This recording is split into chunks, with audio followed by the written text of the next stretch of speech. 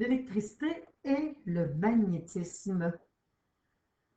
Alors, le magnétisme, c'est tout simplement une propriété qu'ont certains matériaux d'attirer et ou de repousser un aimant. Alors, on peut classer les substances en 3 catégories.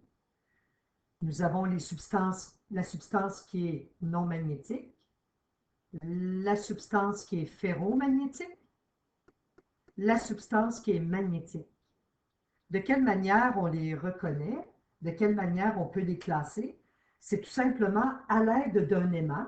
On approche l'aimant près des substances et si la substance est indifférente à l'aimant, donc elle n'est pas repoussée, elle n'est pas attirée, alors c'est une substance non magnétique. Comme exemple, on a le caoutchouc, le verre, l'aluminium, le bois, le cuivre, le zinc, le plastique et plus. Une substance ferromagnétique. Alors, on peut constater qu'il y a dans le mot ferromagnétique la terminaison fer. Donc, ça vient de fer. Alors, pour identifier si une substance est ferromagnétique, il suffit tout simplement d'approcher un aimant près de cette substance et si cette substance est attirée par un aimant, donc si la substance est attirée par un aimant, alors c'est une substance qui est ferromagnétique. De plus, une substance qui est ferromagnétique peut devenir temporairement un aimant. Alors, par exemple, si on laisse en contact des aiguilles avec un aimant, après un certain temps, les aiguilles seront à leur tour aimantées. Nous avons comme substance ferromagnétique le fer, le nickel, le cobalt, l'acier qui est un alliage de fer et de carbone, et même plus. Donc, on peut penser par exemple au tableau vert d'une classe, on peut penser à un frigo, donc on peut en ajouter plusieurs. Donc, lorsque l'aimant adhère à la substance, c'est une substance qui est ferromagnétique. Maintenant, la troisième sorte de substance, alors c'est la substance qui est magnétique. Celle-ci, finalement, c'est comme un aimant.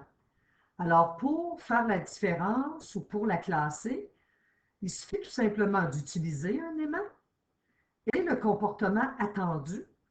Oui, bien sûr, il peut avoir l'attraction, mais on s'attend surtout à la répulsion. Donc, on s'attend à ce que l'aimant soit capable de repousser une substance magnétique. Parce que si on sait qu'un aimant peut attirer un autre aimant, peut repousser un autre aimant. Mais c'est bien important de vérifier que l'aimant peut repousser cette substance-là. Parce que si la substance est attirée par l'aimant, ça peut vouloir dire aussi que c'est une substance ferromagnétique. Alors, il faut vraiment s'assurer que la substance peut être repoussée par un aimant. Alors, un exemple de ça, on sait qu'un aimant avec un aimant, lorsqu'on les approche l'un de l'autre, on peut avoir la répulsion.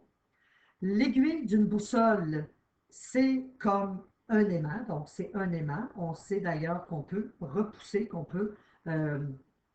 repousser ou attirer l'aiguille d'une boussole. Allons voir maintenant la manière de, donc la façon donc de visualiser le champ magnétique. Alors le champ magnétique, c'est une force tout simplement. Donc on peut le sentir lorsqu'on a un aimant ou lorsqu'on approche deux aimants, un à côté de l'autre, on peut ressentir une force d'attraction ou une force de répulsion. Donc on a un champ magnétique qui est invisible et il est symbolisé par la grande lettre B grecque avec une petite flèche au-dessus, tout simplement pour nous dire que c'est une mesure qui est vectorielle. Donc, il y a un sens, une direction et une norme. Comment visualiser le champ magnétique d'un aimant? Donc, si je prends par exemple un aimant droit qui a cette forme ici, et on sait que les aimants ont un pôle nord et un pôle sud, bien, il suffit tout simplement de placer, on va le voir en laboratoire, de placer par exemple un plexiglas par-dessus l'aimant. et de saupoudrer tout simplement de la limaille de fer. Ce sont des petits morceaux de fer. Alors, si je veux dessiner ce qu'on a ici sur l'image de gauche, donc je dessine mon aimant avec son pôle nord et son pôle sud. On saupoudre de la limaille de fer. Et ce que nous allons voir de particulier, c'est qu'il va y avoir une orientation qui va se faire de ces limailles de fer-là. Donc, on va la voir, cette limaille-là, de part et d'autre de l'aimant. Mais on va voir aussi, on pourrait voir aussi si on pouvait soutenir la limaille de fer en 3 dimensions, que les limailles de fer partent, donc se rejoignent entre le pôle nord et le pôle sud. On pourrait voir des ponts formés par les limailles de fer, même en 3 dimensions. Alors, il y en a vraiment beaucoup. Donc, ici sur l'image, on voit beaucoup de limailles de fer. Bien entendu, on ne vous demandera pas de dessiner ça parce que c'est quand même, il y en a beaucoup. Donc, on peut voir l'image à ma gauche qui est quand même plus belle et plus représentative. Donc, on voit vraiment une configuration se tracer autour de l'aimant droit. Par la suite, regardons maintenant différentes lignes de champ autour d'une convention. Donc, on a pu voir avec la limaille de fer les lignes de champ qui se formaient autour de l'aimant droit. Alors, par convention, ce que nous allons faire, donc lorsque nous avons un aimant avec son pôle nord et son pôle sud, la convention, tout simplement, c'est qu'une ligne de champ va sortir d'un pôle nord et va se rendre au pôle sud. On va représenter ça par une flèche comme ça. Donc, la direction, c'est important de la montrer. Alors, une ligne de champ sort du nord et va dans le sud. La façon de s'en souvenir, ben, nous, les Québécois, c'est rare qu'on va aller en vacances dans le nord. On va plutôt sortir du nord et aller dans le sud, tout simplement. Donc, c'est pas nécessaire de faire plein de lignes de champ. On peut en représenter, on peut en faire 2, en fait, ou 4, comme ici. Donc, on peut voir aussi sur cette figure qu'il y a des lignes de champ qui sortent du nord ici, mais on n'a pas fait la configuration circulaire qui nous menait là, jusqu'au pôle sud, mais quand même, ça nous montre la convention. Alors, même chose ici, on a l'aimant qui est représenté par le nord et le sud. On voit bien que la ligne de champ part du nord et s'en va vers le sud, tout simplement. Ça, on peut laisser tomber ce qui est à l'intérieur pour ne pas se mêler. Ensuite, on peut essayer différentes configurations. Donc, on peut dessiner différentes configurations de lignes de champ autour de différents aimants ou différents agencements d'aimants. Alors, si on a, par exemple, un aimant en forme de fer à cheval, c'est comme un aimant droit, finalement, qu'on a courbé.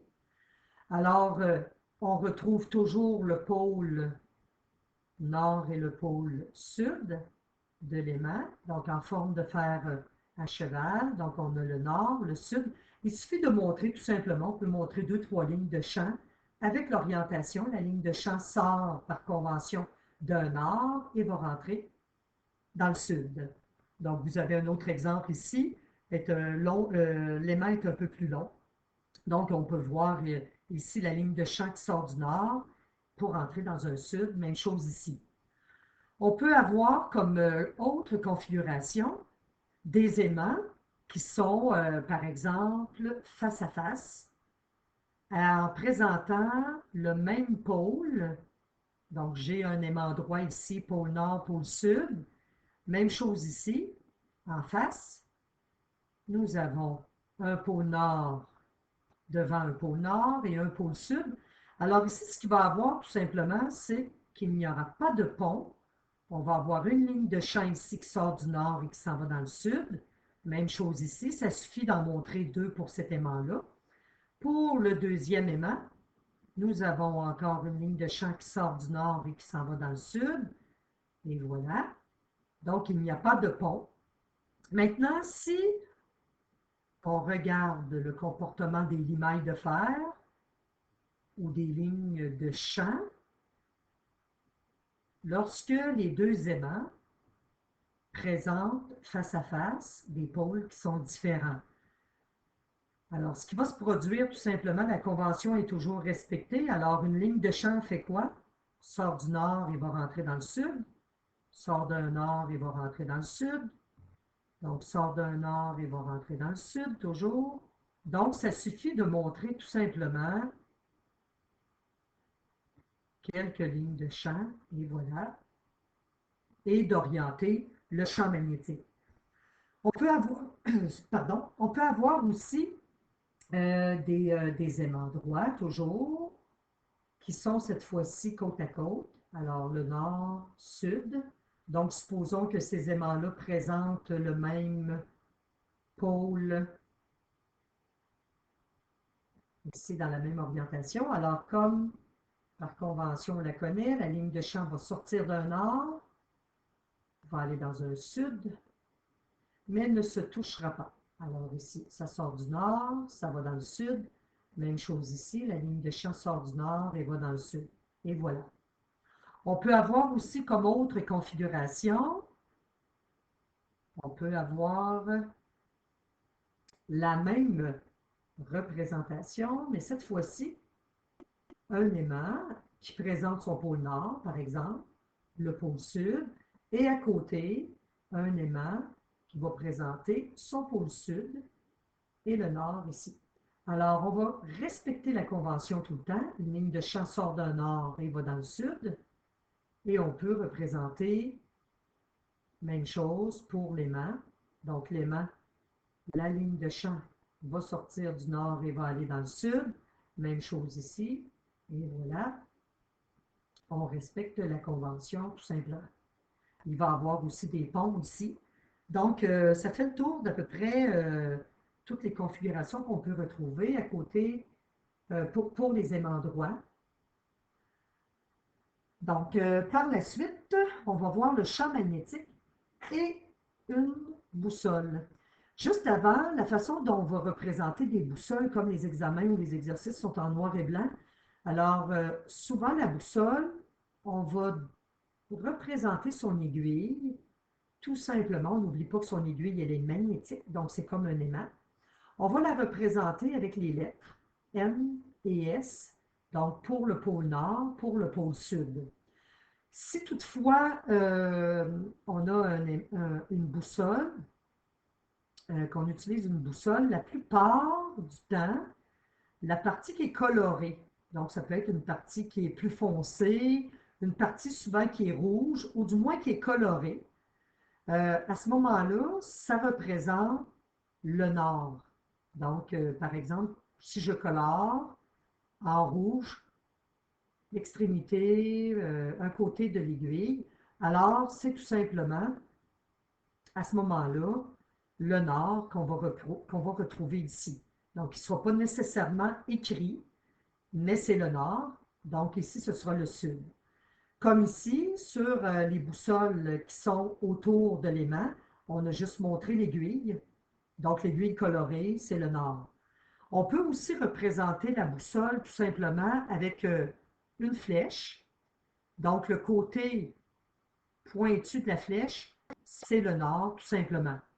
On sait qu'une boussole, comme elle est magnétique, donc l'aiguille est comme un aimant, alors cette boussole-là, si on la place à proximité tout simplement d'un aimant droit, bien, si l'aiguille va réagir, de quelle manière? Bien, de la façon suivante. Alors, si j'ai mon aimant droit avec son pôle sud, son pôle nord, nous savons que les lignes de champ partent du nord et vont dans le sud, mais l'aiguille va quand même suivre une certaine logique. Alors ici, on va avoir que le nord va être attiré par un sud. On va avoir donc que l'aiguille de la boussole va présenter son côté sud au pôle nord de l'aimant. De l'autre côté, on va représenter l'aiguille de la boussole et on va voir que le côté nord va être face à face, va être attiré finalement par le